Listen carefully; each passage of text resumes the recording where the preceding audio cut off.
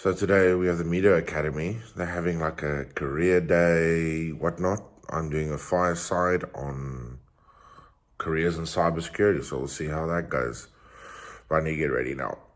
Just having a quick brew.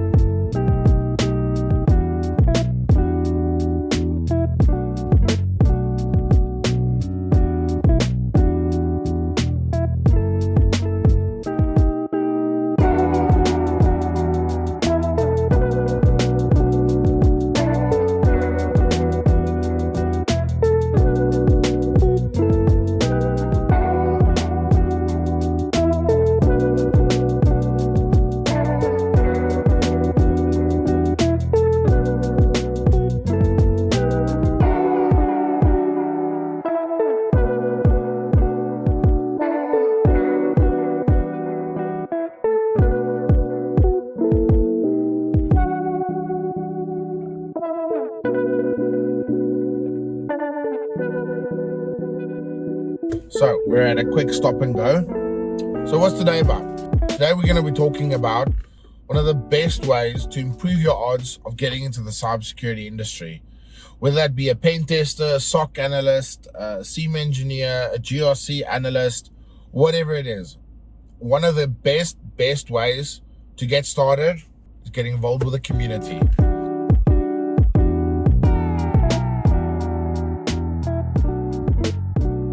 I'm on my way to the MIDO Academy this morning. They've got a career expo seminar. I haven't paid too much attention, which is my fault, my problem. And I'll be doing a fireside chat related to jobs in South Africa, careers, a bit of resume advice, and finding ways to get into the industry. This is a subject I'm quite passionate about. I've spoken to quite a few people, hundreds of people, I believe, sort of career consulting, give them tips and tricks and ideas. And one of the first things I always tell them is get involved with the community.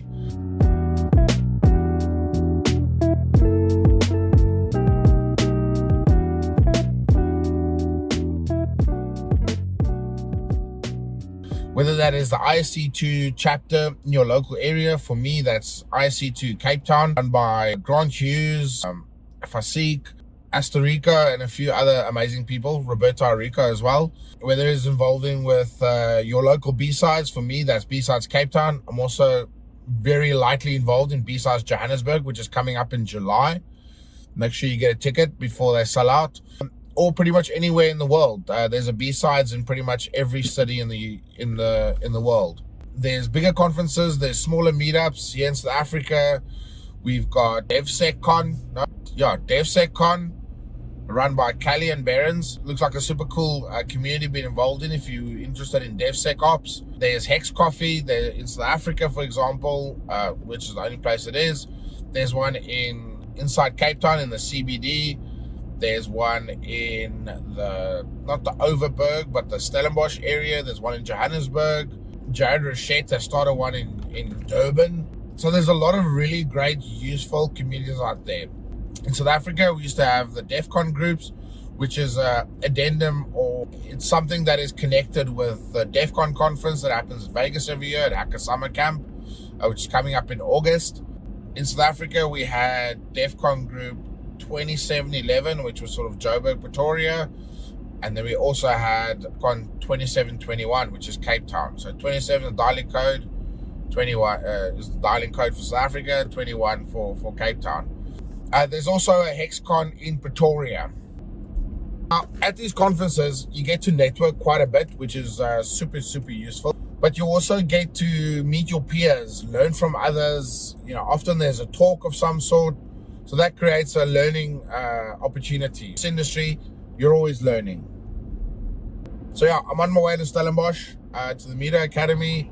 It's about an hour 20 drive, quite misty, it's raining. Bit of an early start for me, which I'm not super used to, I'll be honest. As an ex-military man. But yeah, we're getting out there.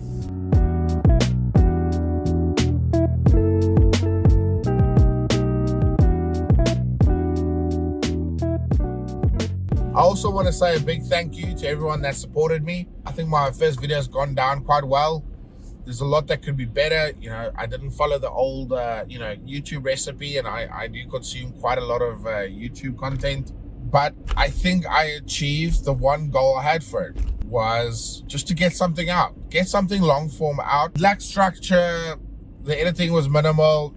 I had a mess around of the audio, the stabilizing wasn't great, and made my roof look like it was warping. But I think it went well, and the comments have been great. The feedback I've gotten on the Hack South community on Discord has been amazing, and on LinkedIn. And I hope I can follow that up and keep this up. My sort of rough goal, is to do one long form a week. Obviously going to try to do my best to get that right. But let's see where it goes. The goal for this one is, once again, A, get something out, and B, just improve on it a little bit from the things I learned editing the previous video, which actually took me far longer than what I had hoped. Another thing to explore related to communities is there's quite a lot of online communities. So I, for one, I founded a local community called Hack South. It's pretty much open to anyone in the world. However, it's more focused on sort of South Africa, Southern Africa. It's probably 95% South Africa, and we got quite a few Zimbabweans on there, some people from Botswana, rest of Africa. And then we also have people far afield in the United States, the UK, and sort of certain EU regions. There are hundreds, if not thousands, of cybersecurity Discord communities. Now, I myself am a part of probably, I think, 40, 50. I can't remember what the limit is. But what you tend to find with Discord is that you tend to spend 90 to 95% of your time on one Discord, and then you mess around with one or two others. I believe today will go well. I'll try and get some footage there, see how it goes, meet some interesting people, and take it from there. Part of my plan with future content is to get more people involved. So industry leaders, maybe even people that are looking to get in the industry and figuring that out. Bit of career coaching, doing some live resume reviews. So maybe do that on like a YouTube live. Something I've wanted to do for a long time, and I always thought, gosh, no one's gonna wanna have their resume live on the internet. But if you think about it, it's one way to get your sort of wares out there and get your name out there. Yeah, that's something I'm going to start planning. It's a bit tricky for me to commit to something long term, but maybe it's something we do every, Wednesday night. Do some resumes, do some career coaching. I think we'll probably use Riverside to record. We can actually get people come in and ask a question, and we can then break that down and figure it out together and see where it goes. If you like this video or any other videos that I'm making, please do like and share it. Sharing is more important to me. Subscribers, obviously, always useful. I'm doing this because I want to help. I've always been a giver. I want to help my community as much as I can. I want to get more people interested in this industry because, I think that's the right thing to do. There is obviously an intrinsic business value in that the more people that get in the industry, the more people I have to recruit in my recruiting business, radio.io. So yeah, I think I'm excited. I'm pretty excited for the future. If you have any feedback, ideas, questions, queries, concerns, please do drop a comment below or get in touch with me. You can follow me on LinkedIn. I typically accept most connection requests. Some I obviously don't. I've got a few rules about that. So it's going to be up to you to figure out. I'll probably start an Instagram page, another Instagram page, and you can follow along on my journey. For me, the best way I can help others is that, and this is something I'm working on, is I need people to extract the knowledge out of me. So I find it very difficult to sit here looking at a camera and just put it out there. Should I plan this better? Should I script this of some sort? Yes, I could. I learned from my previous video how many little things I missed in my resume talk. So, we'll continually improve this together. The best way I can help you and help the wider communities, don't be shy, don't lurk. Drop a question, drop a comment if you're wondering about something. Doesn't have to be big, it's okay if it's small. There's no such thing as a dumb question, unless it is one. Bring those kind of questions to me, and I will do my best to answer them in a format and a manner that works best for you. If I truly can't answer your question, or I think maybe it's something that needs to be resolved privately or answered privately, nothing stops me setting up a call. Put a light on, see if that helps. Throughout my career in cybersecurity, I've been involved with BSides Cape Town for about the last 5 or 6 years. I founded Hack South in late 2019, early 2020. So now I've got 2,000 members.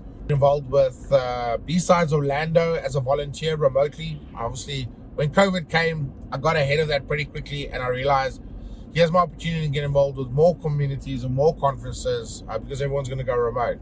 I helped with, I think it was called DEFCON Safe Mode.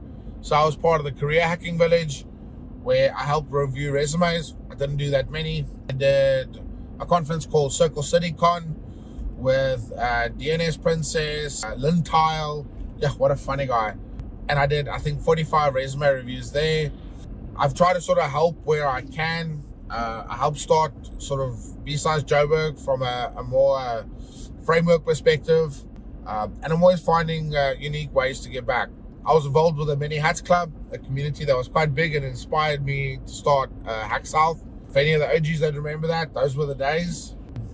I've given a couple of talks here and there, some in person, but more remote, talking about open source intelligence. That was with a conference called Conent, which I believe is coming back thanks to, wow, I saw Cybersecurity, the father of TMHC, tweet about it or post about it the other day. So I'm super, super excited for that.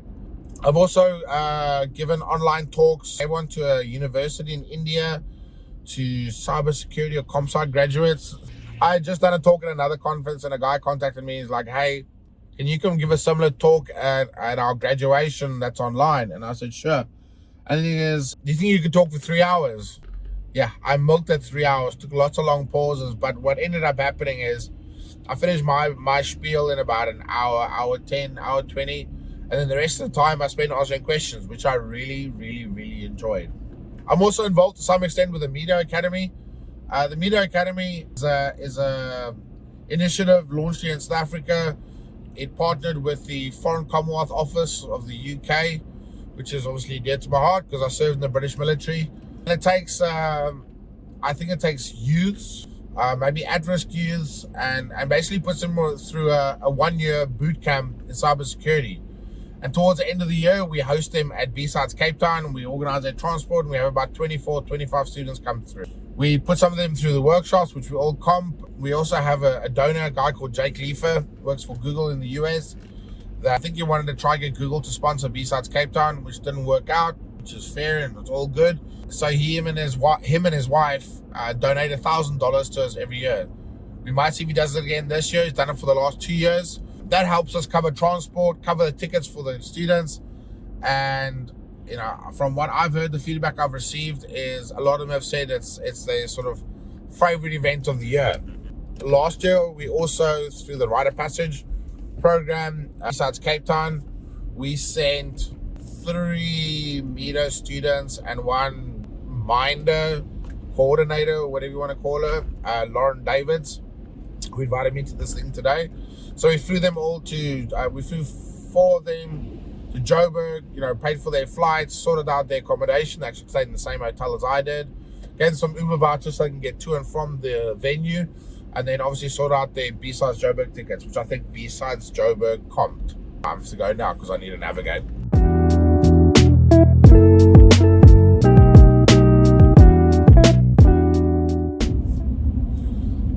All right, so we had a pretty good event at the MIDO Academy. They had a really nice venue, very well put together.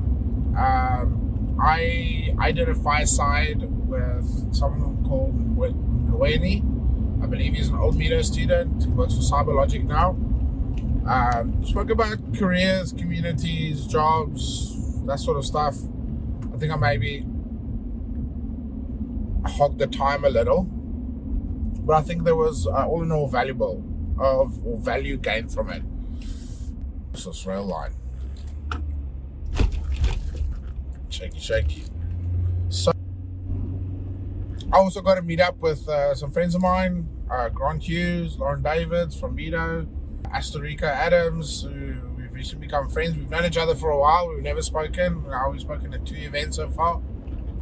Vanessa from MIDO, Wafika, who's one of the MIDO students. She was an intern with APSA. I'm not super sure what she's doing now. once again, it reminds me of the value you gain from attending these sorts of events. I also met some recruiters from another company called Cert. One of my old recruiters joined them, and it was great to trade some war stories. And it reminds me of why community is important. So why get involved with your local community or your tech community, and that includes everything from big conferences, meetups, seminars, everything goes. So one for me is the networking value. So I've got a few things going on with Grant Hughes from GVM Group, part of IC2 Cape Town chapter, and we could catch up. And sometimes it's hard to get someone on a call, but if they willing to come to an event, that means you can grab a quick 5-10 minutes with them. We catch up. Hey, I'm going to call you next week. We're going to do this, do that. Sharp. Sounds all good. And there's networking value. You get to meet new people you wouldn't have normally met. You get to meet people that you see on LinkedIn all the time, but now you can put a IRL face to the name. So there's value in that, and that can often lead to other opportunities. It can lead to jobs. It can lead to contracts. It can lead to a myriad of things, and that's where I see the value. The other component is that I might be someone that's very insightful or does something really cool at that event, and then I tell them and I say, hey man, I'd love for you to come do that thing at my event or at my meetup or in my community. So there's a big value proposition there. The other part is related to your career. So I call it I think it's a word I invented, probably doesn't exist, commonality. So let's say you're a member of Hack South, you're a paying member of IC2 Cape Town and from the MIDO Academy. It's important that you stand out. And I mentioned this before in my previous video. If you build your resume, and we know once again the 4 key things of what sells us in cybersecurity: education, certifications, experience, security community involvement. If you add on there that you're a member of Hack South and you do this and that, if you apply to a job of mine and your resume wasn't that great, or you didn't have a lot going for you, but I saw you a member of Hack South, I would almost add as a not a homage, but as a tip of the hat, I would say, you know what, I'm not seeing it, but let me do a call with this candidate. Let me get an interview and hear them out. Maybe I'm assessing this wrong. Maybe they're one of those people that happens often in security where they don't sell themselves very well.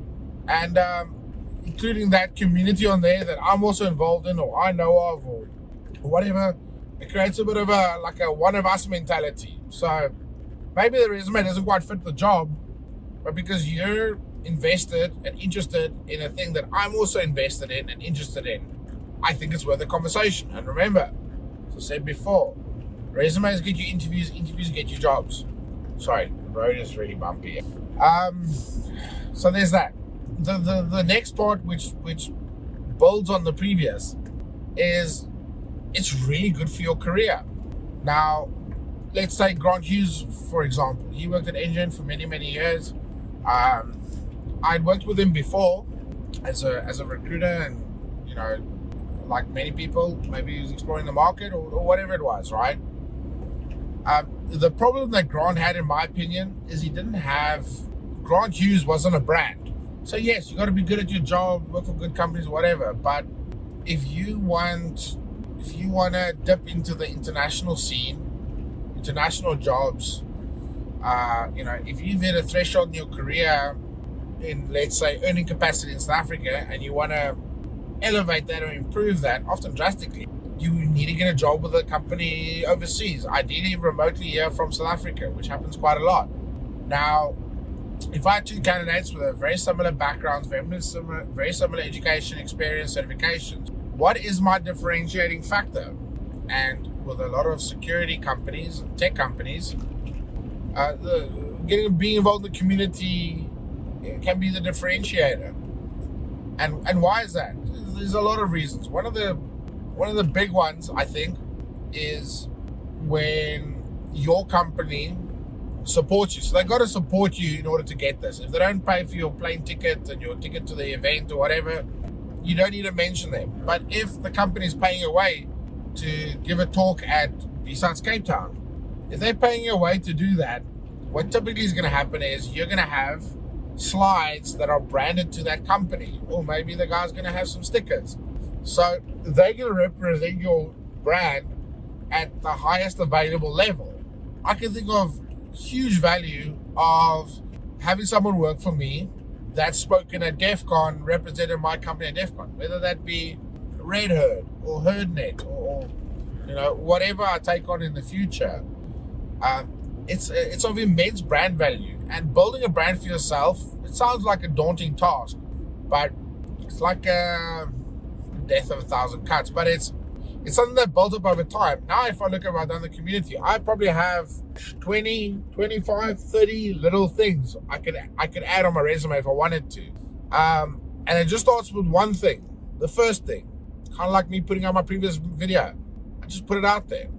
Volunteering with BSides. When I volunteered with BSides Cape Town, it wasn't a very competitive thing. If you wanted to volunteer with BSides, you pretty much got in. And now, like last year, BSides Cape Town had 85 applications, and we selected 20 volunteers. So build up from somewhere. Volunteer at conferences, start your own meetup, attend meetups. You're going to meet people there. You're going to learn new things, make new friends, and develop connections. Imagine you dream with me for a second. Imagine you have big aspirations in your life, and you're a bit of a intrusive person, which most of us are on cyber, me included. I look like a social butterfly, but I'm actually very uncomfortable in public situations. And besides Cape Town, that's my home. Imagine you go to a Hex Coffee meetup, right? And you meet someone there that's like a staff engineer or a senior pen tester or whatever at a company. And then you go to a conference like BSides Joburg or BSides Cape Town, you bump into the same person. You know that person, and you're like, hey man, how's it going? No, good.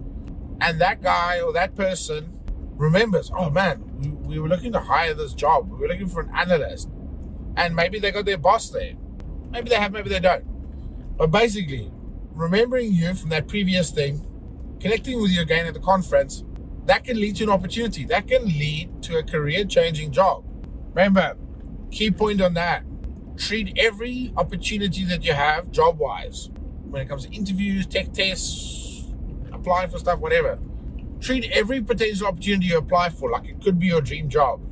It's okay if you don't get selected, and other people that you know were selected, and you hear back and they go, yes, this place is rough. Then you can go, phew, I dodged a bullet. Imagine you didn't put the effort in, and other people join that company, and you become friends with those people, or you know those people, and they go to you and they say, Angus, this, from what I've heard, this was a potential dream job for me, a potential dream employer. Because sometimes the work isn't great, but the company is awesome. And then you realize, you think back, hindsight is 2020, and you realize, damn, if only I'd put the effort in, I could be working for my dream client now, or my dream employer. It's happened to me in America on several occasions where I was recruiting for a fintech firm, massive company. They went from nothing to a $2.2 billion valuation in like 2 years, and they had a great product. And I had a candidate I reached out to, and then they were very like blasé about it, right? And I cleared them. I then put together, their proposal and their resume, and I sent it to the company. The company was interested, and when I reached out to the candidate, he just never got back to me. And, after they flatline you for a while, then you close them out. You say, no, they flatlined you, right? 3 months later, I got a message from this candidate going, Charlie, I messed up. And I go, sure, bro, what's up? You guys know the job at this company? And I said, yes. He goes, one of my friends joined them. They're getting paid like rock star money. They're loving the job. It's a great challenge, great everything. Can you create an option for me again? And I said, bro, it's like a 1 year cooling off period for this. You had an opportunity, you blew it. With that, I'll always say, treat every job like it could be your potential dream job, because it just might be. Thanks very much. I just got home, a bit short because I had to do a few other bits and bobs between Stellenbosch and Malmesbury. I hope you enjoy these videos. I plan to make more of them. We'll see where it goes. If you like what you see, please do share it with a friend. Consider subscribing to the channel and leave a comment. I'll do my best to get back to everyone. And yeah, get in touch. Follow me on LinkedIn. I'll always be there to help and assist where I can within means and within reason. And if there's anything I can do for you, if you need help on recruiting, career coaching, resume reviews, let me know. I can set something up. We can figure out how much it costs, and we can execute. Thanks very, very much for the support. I'm going to keep these genuine and unique and wholesome as much as I can, because that's the kind of person that I am. And have a great rest of your day. Cheers, bye.